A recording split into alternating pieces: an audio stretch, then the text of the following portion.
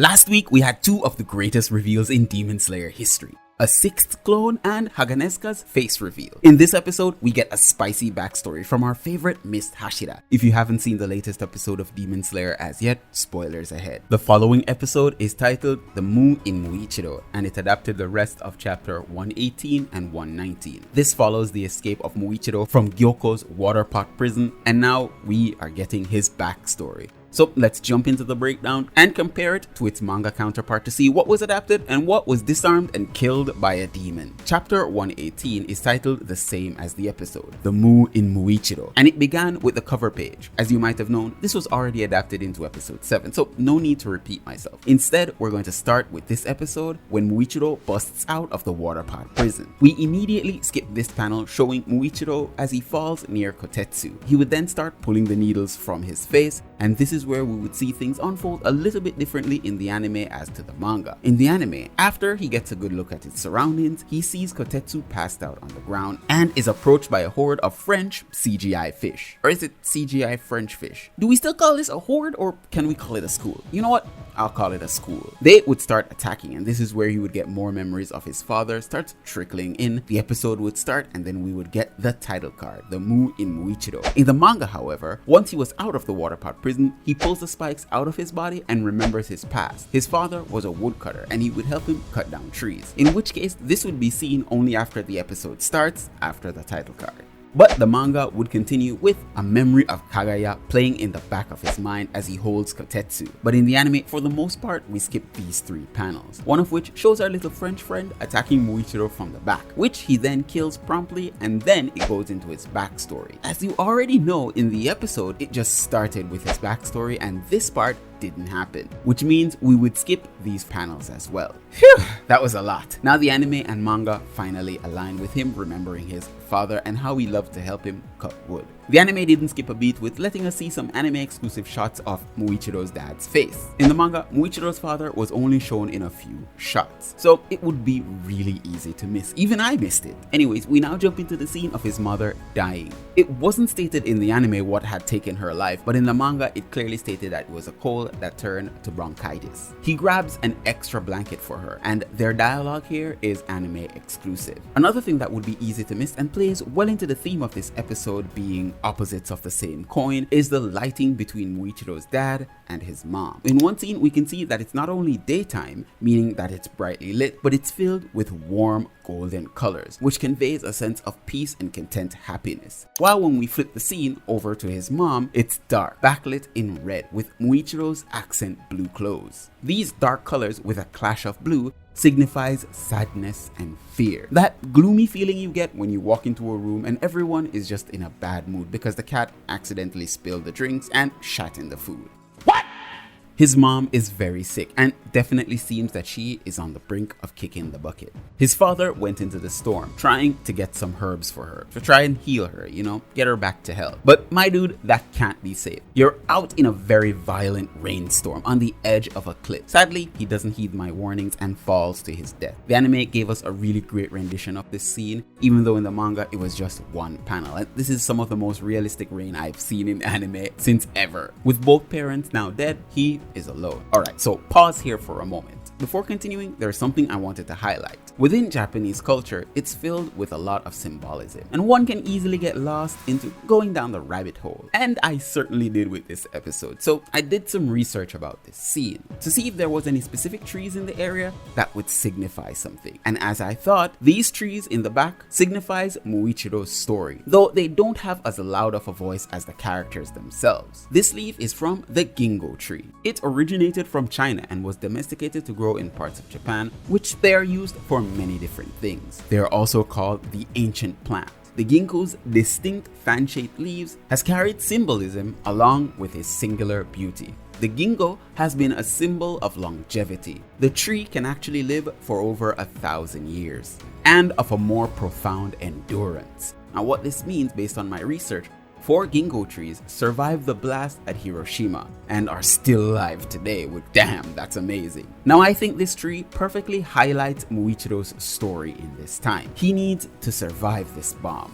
He needs to have profound endurance, because despite the loss of his family, he needs to continue beyond the pain. And though we never got the names of his parents in neither the anime nor manga, they will be truly missed. No child should ever go through losing both parents, especially like this. So alright, let's get back into the story. In the manga, we would have a quick flashback of the present showing Muichiro holding Kotetsu, but the anime would actually continue with the flashback, and thus we will skip these 3 panels. Muichiro wasn't actually alone at age 11. He had a twin brother named Yuichiro, who can be called the polar opposite of his brother, which can also be gleaned from his distinct character traits and clothes. He has what I call scowling eyebrows, which brings out his intense, ferocious nature in his eyes, while Muichiro has sad, affectionate eyes. Yuichiro's clothes are black and green, which can signify his dark, cynical, hard gem-like nature, while Muichiro sports a lighter green, showing his positive, optimistic nature. And even how they stand can tell a lot about their personality.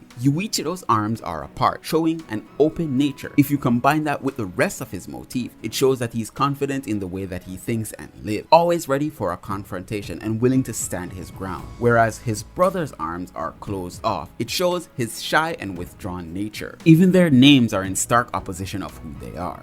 The meaning of the first kanji for Yuichiro's name stands for existence, while the kanji of his brother's first name is nothingness, which is also read as infinity. And again, these two are pictured in front of falling ginkgo tree leaves, showing they must both learn to endure. Now, just in case you're saying that both brothers do sound alike, it's because their Japanese voice actor is Kengo Kowaneshini. He has voiced iconic characters like Yutaro Kuroz from Chainsaw Man, Smiley from Tokyo Revengers, and Shoji from Food Wars. It may be subtle, but you can hear that Yuichiro's voice sounds a bit more gruff than his brother's. I really loved how Kengo portrayed both. Yuichiro was brutal, to say the least. He saw nothing but shit in this life, and who could blame him? He was left to fend for himself and his brother, so now he has a bleak outlook on life, blaming his father for being too kind and dying on them. But the soft-spoken Muichiro always disliked how harsh his brother was. This made Muichiro cry, and what a stark difference to the Muichiro we know today, huh? Muichiro would say something interesting, which would mirror Tanjiro's words, which was actually said by his father, which is why Muichiro lit up so much when Tanjiro said these words to him. Muichiro's father was much like Tanjiro, so it's only natural that he would try to save the woman he loves at the cost of his life.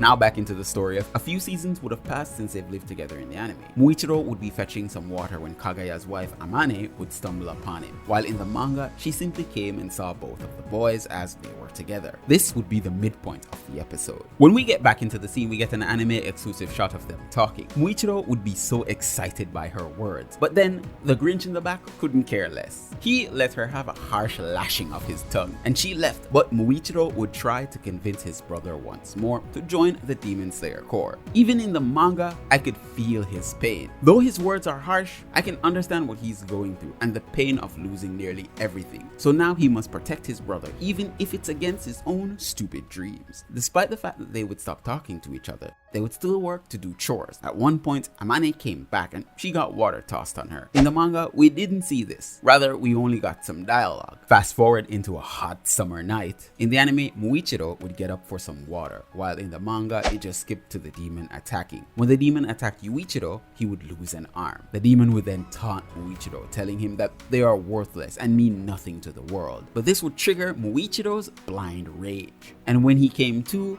he had all but obliterated the demon with every single weapon he could find, and some rather large rocks. Wait, no, make that several large rocks. Until the sun came up, which killed the demon. This is when he would start stumbling back to get to the house, hoping that his brother was okay. Upon crawling in, he would find the cold dead body of his twin. God, I said that so hard. He's not dead. Okay, he's just really out of it and fading fast. Yuichiro prayed to the gods to spare his brother and to take his life instead. Muichiro definitely didn't want to lose his brother and hoped that his brother would come through, but instead, his brother died. These memories would spark an onset rage inside of Muichiro, powering up, setting his heart ablaze. Now his Demon Slayer mark activates. And if it works anything like Tanjiro's, he gets a huge power up in speed, strength, and everything else. He draws his blade and this would be the end of the chapter. However, the anime, we would see him slashing the army of Pepele CGI fish. There goes the most important character of this entire season. Really sad to see him go, but you can't go around stabbing kids in the gut and don't get an automatic deletion. The episode would continue showing Kotetsu asking Muichiro to save Haganesuka, which was an earlier panel in the manga. Chapter 119, titled Revival, starts out much like the previous chapter, with the cover page being included, showing some dialogue from Muichiro's brother, apologizing for the way that he treated him in talking to him. He needs to be strong. This wasn't shown in the anime until a bit later, but when we cut back, we see that Gyoko is still pissed off with Haganesuka, who in fact couldn't give two rat's balls about him. He is still working on Tanjiro's sword, so nothing else mattered. Man, the sheer dedication. It also seems that Gyoko took out one of Haganesuka's eyes and gravely injured Kanamori. To his shock, a blade comes out of nowhere, but Muichiro misses. Well,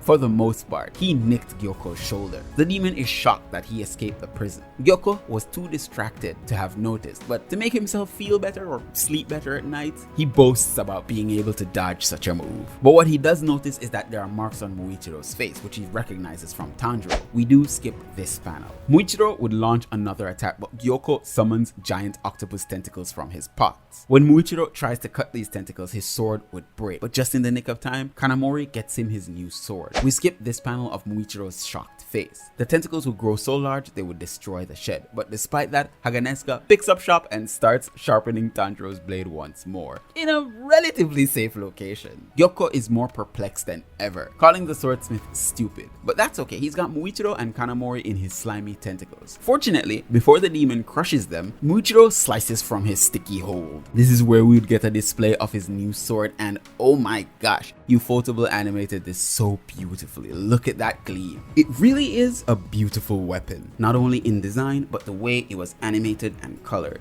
Most would see an icy blue hue, which goes well with its golden hilt. But slowing down the scene, you can see that the blade itself is animated, albeit much slower than its surroundings. It also has that light blue foggy haze, which is more suited to Muichiro's mist breathing, and is a perfect blade for him. Kanamori made it to the specifications of Muichiro's previous swordsmith. His name was Tetsuido, and he died from a heart attack. But what you didn't know is that Tetsui gave Muichiro a lot of advice for life, and he held the swordsmith very close, much like how he held Kagaya. We do get a fitting talk between the swordsmith and the demon slayer. Now pause here for a moment. I'm sure you all have noticed the leaves falling all around them. And yes, this does have significance too. These are maple tree leaves. Japanese maple trees are considered a symbol of grace, personified by many Asian cultures for hundreds of years. It's associated with peace and serenity. Japanese maple trees represent balance and practically are called kito in the Japanese language, which means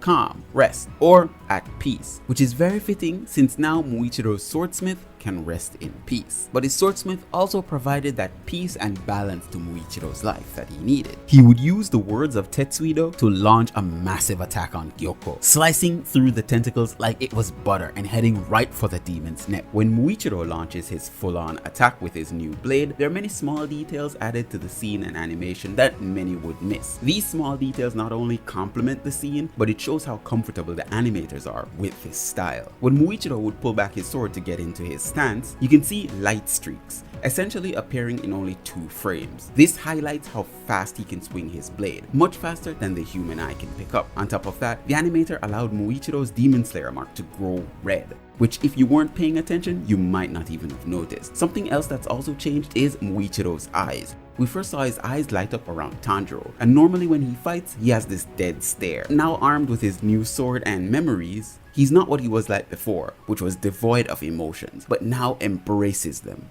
Gyoko teleports, thinking that he escaped Muichiro's attack, but he didn't. Blood sprays from his neck, and Muichiro would tell the demon that next time, your neck is mine, bitch. This is where the chapter would end, but again, the anime would add some exclusive scenes of a second attack by the demon, which Ufotable again is just flexing its animation. In case you missed it, when Muichiro launched his attack, he not only cut Gyoko's tentacle blood demon arc, but also the pots he was holding.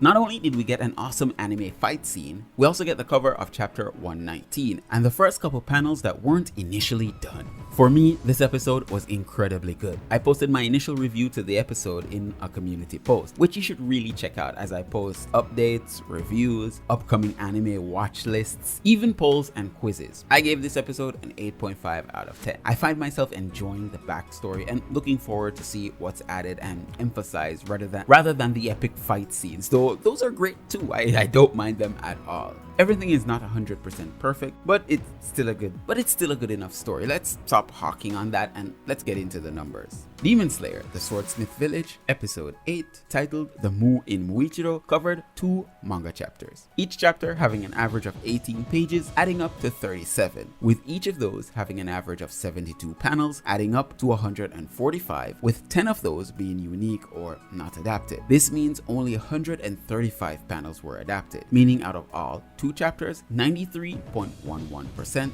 were covered. Let me know in the comments what you thought about this episode and leave me a like on your way out. If you haven't subscribed yet, please do. It really helps the channel. I've been your host, Kyle. Thanks again for joining. Peace out and stay safe out there, V Nation.